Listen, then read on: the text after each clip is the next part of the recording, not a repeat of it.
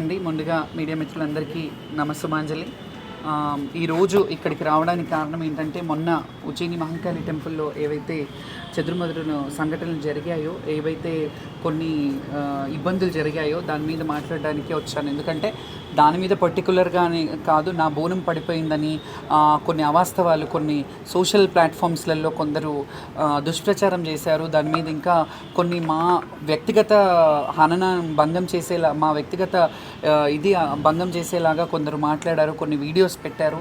దాని మీద యాక్షన్ తీసుకోవాలి ప్రభుత్వం. ఎందుకంటే ప్రభుత్వం మేము ఎప్పుడు చర్చలు పెట్టుకొని ఒకసారి కాకపోయినా ఒకసారైనా బాగా వాళ్ళు మమ్మల్ని స్పందిస్తూ మేము మొత్తం ప్రభుత్వం జీరో చేసిందని నేను ఎప్పుడు చెప్పలేదు.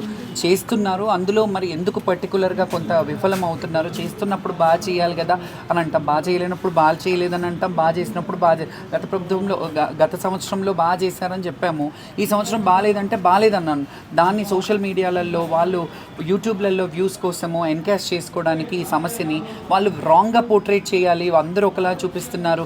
ఎవరు కూడా శాటిలైట్ ఛానల్ వాళ్ళు కానీ ప్రింట్ మీడియా వాళ్ళు కానీ ఎవరు అట్లా రాయలేదు.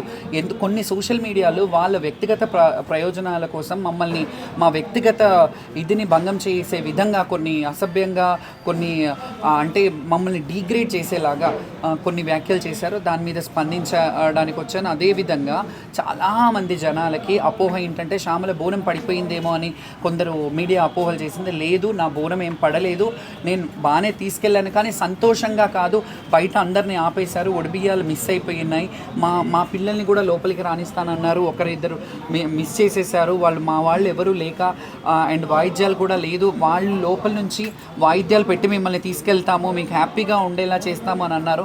ఆ మాట మీద వాళ్ళు నిలబెట్టుకోలేరు కాబట్టి కొంత బాధపడ్డాము. అదిగాక అన్ని కిలోల బరువు ఉండి మేము బోనం ఎత్తుకొని ఉపవాసంతో నుండి ఒక 10 దండలు నా మెడలో ఉంటాయి. దాంట్లో ఊపిరాడక తొక్కిరి బిక్కిరిలో నాకు కొంచెం స్పృహ కోల్పోయిన విషయం తెలిసిందే మీ అందరికీ. స్పృహ కోల్పోతే దాన్ని డ్రామా అని దాన్ని ఇదని కొన్ని దుష్ట శక్తులు కొందరు కావాలని దాన్ని పోర్ట్రే చేసి వాళ్ళతో చేయిస్తున్నారనేది విషయం తెలిసింది. దాని మీద తీవ్రంగా ఖండించాలని కోరుకున్నాం. ఎందుకంటే కొందరు మేము అమ్ముడు పోయాము, మీరు అదే అయ్యారా, మీరు బయటకు వచ్చి డ్యాన్స్ ఇట్లా ఆడారు అని అంటే, ఆడడానికే పుట్టామండి, మా కాలికి గజ్జ కట్టండి మాకు రోజు గడవదు. మేము ఖచ్చితంగా ఆడతాము, పాడతాము. అమ్మవారి ఉత్సవాల్లో తిరునాళ్ళల్లో ఆడడానికే జోగినీలు అనే వ్యవస్థ ఉంది. జోగినీలు ఎక్స్ప్లాయిటేషన్ అయ్యే జోగినీలు కాదు. మేము మా సంతోషాన్ని వ్యక్తపరచుకొని అమ్మవారి గుడికి అంకితమైన వాళ్ళం కాబట్టి దాని గురించి మాట్లాడాను. అండ్ ప్రభుత్వం కూడా ప్రభుత్వం ఖచ్చితంగా చర్యలు తీసుకోవాలి. కోట్లు నిధులు ఇవ్వడం కాదు, జనాలు లక్షలాది జనం వస్తున్నారు, వాళ్ళకి ఏం సౌకర్యం చేస్తే బాగుంటుంది, అక్కడ ఉన్న సమస్యలు ఏంటి అది వాళ్ళు చూసుకోవాలి. జాగా కొంచెమే ఉంది అట్లా అవుతుంది అని అంటే వెనకల నుంచి కూడా చాలా ఖాళీ ప్లేస్ ఉంటుంది, వాళ్ళు అక్కడ నుంచి కూడా ఒక లైన్ క్రియేట్ చేసి పంపించవచ్చు.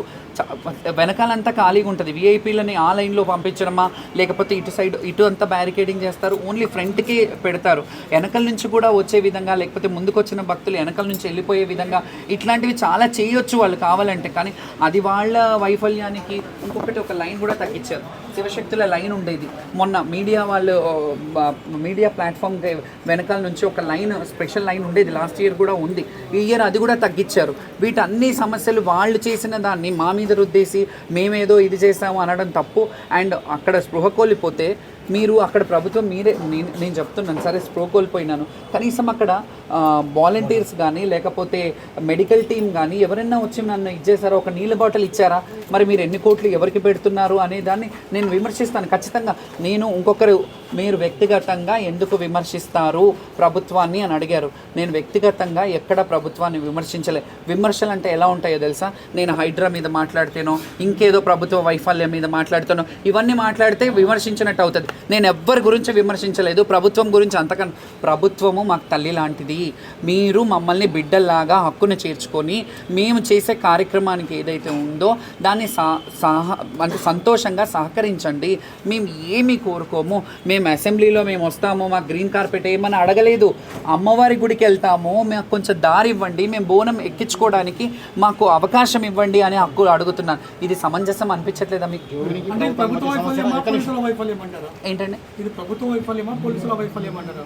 అది ఇప్పుడు ప్రభుత్వమైనా పోలీస్ డిపార్ట్మెంట్ అయినా కలిసే ఉంటారు కాబట్టి అది వాళ్ళు చూసుకోవాలి. కానీ మొత్తం మీద భక్తులను ఇబ్బంది పెట్టి సమాజ జనము భక్తులు అండ్ జోగినీలు శివశక్తులు ఇబ్బంది పడ్డారు. అది వాళ్ళు పరిశీలించుకోవాలి. ఎవరి వైఫల్యం అనేది ప్రజలకి తెలిసిపోయింది, ఎవరి వైఫల్యం అనేది. కాకపోతే ప్రభుత్వం దాని మీద ఒక చర్య తీసుకొని ఇక మీద ఇలాంటివి జరగవు, ఇలాంటివి చేస్తాము, కమిటీలు వేయడం కాదు, కమిటీలో కరెక్ట్ అయిన పర్సన్స్ని వేయడం కూడా ఇంపార్టెంట్. ఎందుకంటే భేషజాలకు పోవద్దండి. ఏ పార్టీ వాళ్ళైనా నలుగురు కలిసి అందరినీ ఇది ఇప్పుడు దత్తన్న గారు అలైబలై అనే కార్యక్రమం పెడతాను. ఆయన ప్రస్తావన తీసినందుకు నన్ను క్షమించాలి ఒకవేళ.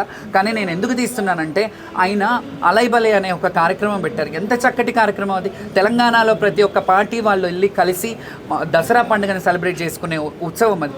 బోనాల పండుగను కూడా ఆల్ పార్టీ వాళ్ళకి సంబంధించి ఒక సమన్వయంగా కూర్చోబెట్టి మాట్లాడి మీటింగ్లు పెట్టి వాళ్ళ సమస్యలు వీళ్ళ సమస్యలు అందరూ కలిసికట్టుగా చేస్తే అందరికీ భాగస్వామ్యం ఇస్తే చాలా బాగుంటుంది. ఖచ్చితంగా సీనియర్స్ని గ్రహించి కొంత ఇది చేయాలండి. ఇప్పుడు మీరు ఒక పోస్ట్ ఇస్తారండి, ఆ పోస్టులు తీసుకున్న వాళ్ళకి కూడా అక్కడ గ్రీన్ కార్పెట్ ఇస్తారు. కానీ భక్తితో సేవలు చేసే వాళ్ళకి, మాకు అలాంటి వాళ్ళకి కొంత ప్రయారిటీ. మేము ఏ పోస్టు అడగట్లేదు. మా కొద్దుతల్లో మీ పోస్టుల మీద మేము ఏమి ఇది చేయమో ఆ పోస్టులు పాడైపోను. చాలామంది ఏమో రాజకీయ లాభం కోసం చేయాలంటే చాలామంది నాకు పొలిటికల్ పార్టీస్ ఆఫర్ ఇచ్చాయి. నేను ఏ రోజు రాజకీయం, ఎందుకంటే ఒక్క పార్టీకి ఉంటే ఒక్కరికి మనం అంకితం అయిపోతాం. వద్దు, మాకు అందరూ కావాలి. మీకు బీజేపీ వాళ్ళు బోనాలు ఎత్తిచ్చే వాళ్ళు ఉన్నారు, కాంగ్రెస్ వాళ్ళు ఉన్నారు, బీఆర్ఎస్ వాళ్ళు ఉన్నారు, సామాన్యమైన భక్తులు కూడా ఉన్నారు, చిన్న చిన్న లీడర్లు, సర్పంచ్లు, ఎమ్మెల్యేలు, కార్పొరేటర్లు అందరూ మమ్మల్ని పిలిచి బోనాలు వేయించి అన్ని పార్టీస్ నుంచి. సో మాకు పార్టీలకు ఎక్కడ ఆస్కారం ఉంది? మీరు సీనియర్స్ని గ్రహించి మేము బోనం తెచ్చినప్పుడు ఏం అడుగుతున్నామండి మిమ్మల్ని ప్రభుత్వాన్ని రిక్వెస్ట్ చేస్తున్నాం. మా శివశక్తులకు ఒక ప్రత్యేకమైన క్యూ లైన్లు పెట్టండి, సీనియర్స్ని గ్రహించండి. ఇప్పుడు మాకు కూడా వయసు నుంచే చేస్తూ వస్తున్నాం. కొంత మాలో కూడా శక్తి తగ్గిపోతుంది. ఇప్పుడు ఇన్నేళ్ళు నేను కష్టపడ్డా నాకు బాధ అనిపిస్తుంది. అక్కడ నేను స్పృహ తప్పి కోల్పోతే దాని మీద మీరు విమర్శిస్తున్నారు. ఇన్నేళ్ళు సంపాదించుకున్న నా కష్టాన్ని నేను కావాలని పాడు చేసుకుంటాను, అది మీ విఘ్నతకు వదిలేస్తున్నాను. నేను అక్కడ స్పృహ తప్పి కోల్పోతే కూడా మీరు దాన్ని రాజకీయం చేయడం కరెక్ట్ కాదు. శివశక్తులకు ప్రాబ్లమా లేదా ప్రభుత్వానికి జోగిన్లకు ప్రాబ్లమా? సమస్య ఎవరి వల్ల ప్రాబ్లం? శివశక్తులకి ఏందండి, శివశక్తుల గురించే కదా. కొంతమంది అందరూ అనలేదు, నేను కొందరు అన్నాను. అంటే కొంతమంది కొందరితో చేయిస్తున్నారని అన్నాను నేను. వాళ్ళు కూడా చేస్తున్నారు.